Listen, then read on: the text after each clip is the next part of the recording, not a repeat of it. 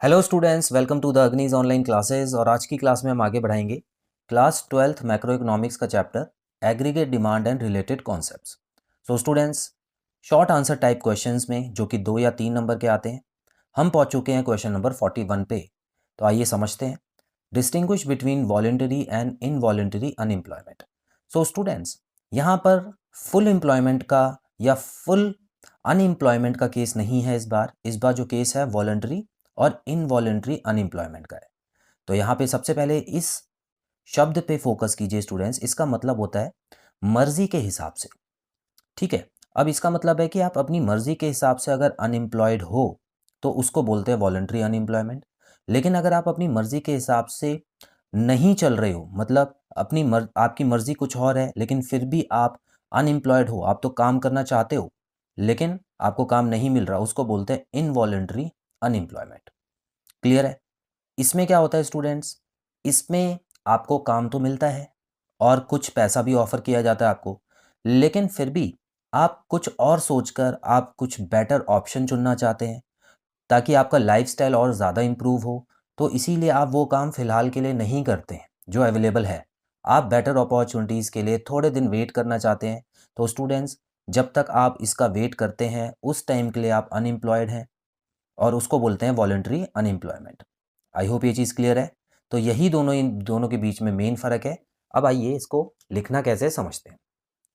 मैंने आपको बताया स्टूडेंट्स, जब भी डिस्टिंग्विश का कोई भी क्वेश्चन आए तो कोशिश कीजिएगा इस तरीके से 3 कॉलम्स बनाएं। बेसिस, और जो भी दो ने आपसे डिफरेंस पूछा है वो आप इस तरह से लिखिएगा। ठीक है, चलिए। तो यहाँ पे बेसिस लिख दिया मैंने, वॉलंटरी अनएम्प्लॉयमेंट और इनवॉलंटरी अनएम्प्लॉयमेंट यहाँ पे आ गया है। मीनिंग की बात करते हैं students. When someone chooses not to work at a prevailing wage rate as they prefer to wait for a better job.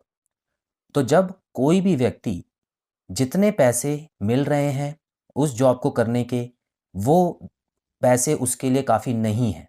ठीक है, वो चाहता है कि उससे ज़्यादा अच्छी जॉब उसको मिले, अब बेटर जॉब मिले, और उसके लिए वो बैठा रहता है, थोड़े दिन वेट करता है, लेकिन फ़िलहाल जो जॉब अवेलेबल है वो उसमें काम नहीं करना चाहता। तो ऐसे में बोलते हैं उसको वॉलंटरी अनएम्प्लॉयमेंट, क्योंकि उसकी मर्ज़ी है। अब वो ये नहीं बोल सकता कि मुझे काम ही नहीं मिला। उसको काम मिला, लेकिन क्योंकि उसको बेटर ऑप्शन चाहिए था, इसी वजह से उसने वॉलंटरी अनएम्प्लॉयमेंट चुनी। दूसरे में देखते हैं, when someone is willing to work at a prevailing wage rate but is unable to find the job.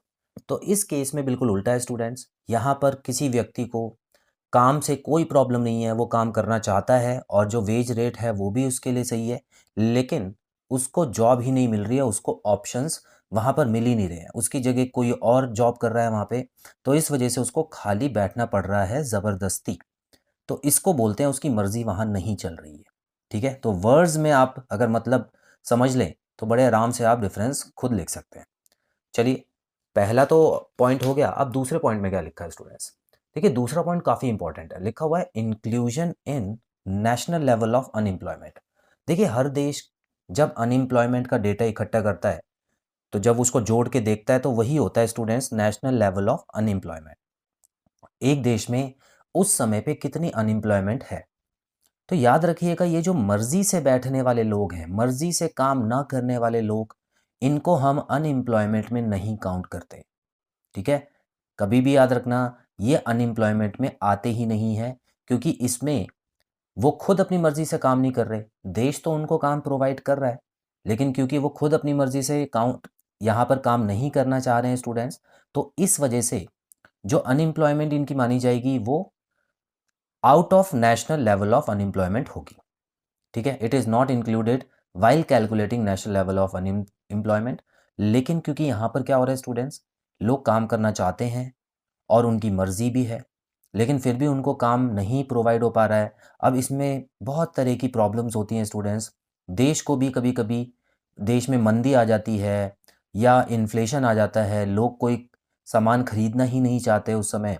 तो ऐसे में सामान बनता नहीं है और लोगों को नौकरी भी नहीं मिलती फैक्ट्रीज़ में, ऑफिसेज़ में।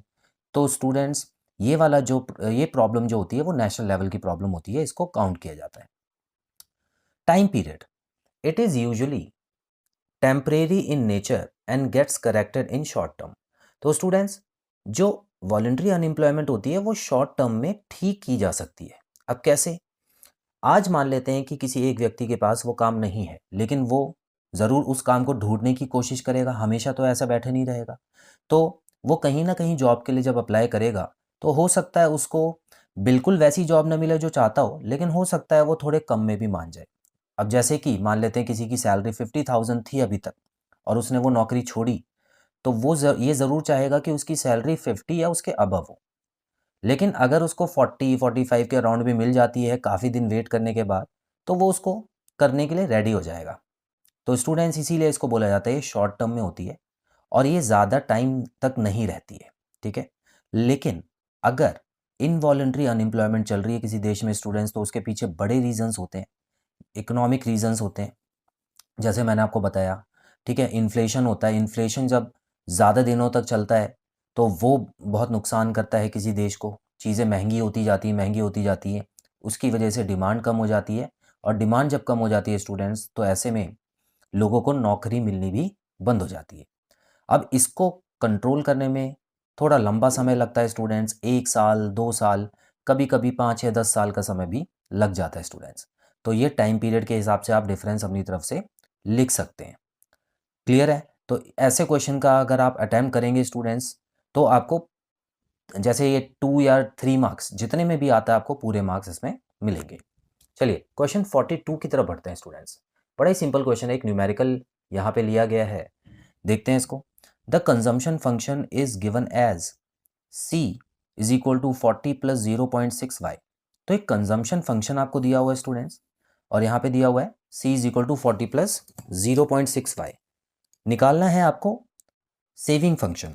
तो स्टूडेंट्स देखिए, ऐसे क्वेश्चंस को कैसे करते हैं। तो यहाँ पे मैं सबसे पहले लिखने वाला हूँ वी नो दैट, हम जानते हैं कि कंजम्पशन फंक्शन जो होता है वो किसको बोलते हैं स्टूडेंट्स, सी बार प्लस यहाँ पे बी आता था और यहाँ पे वाई आता था। और यहाँ पे बी क्या था, बी था MPC। मतलब यहाँ पे आपको बी की जगह मतलब वाई के साथ जो भी नंबर दिया होगा वो MPC होगा। अब यहाँ पे जो कंजम्पशन फंक्शन दिया हुआ है वो भी लिख लेते हैं एक बार। c is equal to 40 plus 0.6y। Therefore हम इन दोनों को अगर कंपेयर करें तो हमको ये पता लग गया स्टूडेंट्स की सी बार की वैल्यू तो 40 दे रखी है क्वेश्चन में और y के साथ कौन सा नंबर है 0.6। तो इसका मतलब आपको MPC की वैल्यू भी दे रखी है 0.6। इतना क्लियर है? अच्छा, अब हमको बोला क्या है स्टूडेंट्स, बोला है सेविंग फंक्शन निकालने के लिए।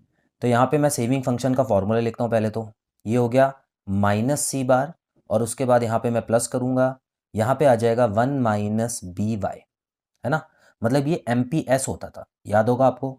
तो MPS निकालूंगा पहले और 40 का तो कुछ नहीं करना, 40 के आगे तो बस मुझे माइनस का साइन लगाना है। तो सबसे पहले स्टूडेंट्स MPS मैं यहाँ पे कैलकुलेट कर लेता हूँ। मुझे पता है कि MPS का फॉर्मूला होता है 1 माइनस MPC। इतना क्लियर? ठीक है, तो क्या आ जाएगा 1 माइनस 0.6 जिसको मैं लिख सकता हूँ 0.4। तो MPC आ गया 0.4। अब मुझे वैल्यूज़ यहाँ पे लगा देनी है। तो सेविंग फंक्शन जो हो गया स्टूडेंट्स क्या हो गया -40, क्योंकि कंजम्पशन 40 था। तो सेविंग यहाँ पर माइनस ऑटोनॉमस कंजम्पशन से शुरू होगी, -40 लिखेंगे और प्लस MPS मेरा आ चुका है 0.4 और y का निशान आप यहाँ पे थोड़ा अलग लगाइएगा क्योंकि 4 और y एक जैसा नहीं लगना चाहिए, थोड़ा सा ऊपर नीचे आप करके लगा सकते हैं स्टूडेंट्स। तो ये लीजिए, कंजम्पशन फंक्शन से मैंने सेविंग फंक्शन को डिराइव कर दिया। तो आई होप आपको स्टूडेंट्स आज की क्लास में बताए गए सभी क्वेश्चन अच्छे से क्लियर हुए। सो बहुत जल्द मिलते हैं अगली क्लास में नए क्वेश्चन के साथ। Till then bye bye.